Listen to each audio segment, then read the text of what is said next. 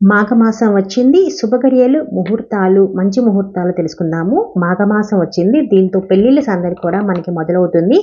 ఈ ఏడాది అధిక సంఖ్యలో అయితే వివాహాలు అయితే జరుగుతాయి.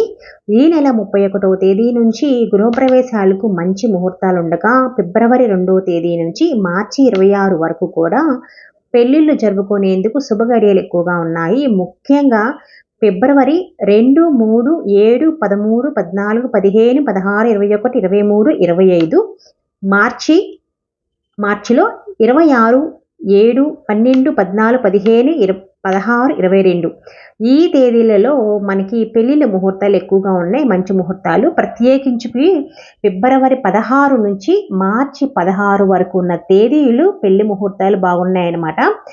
ఈ ముహూర్తాల్లో మీరు పెళ్లి చేసుకోవచ్చు, లేదా గృహప్రవేశాలు కూడా చేసుకోవచ్చు అనమాట. ఏమన్నా డౌట్స్ ఉంటే కింద కామెంట్ చేయండి. వీడియో నచ్చితే మటుకు లైక్ చేయండి.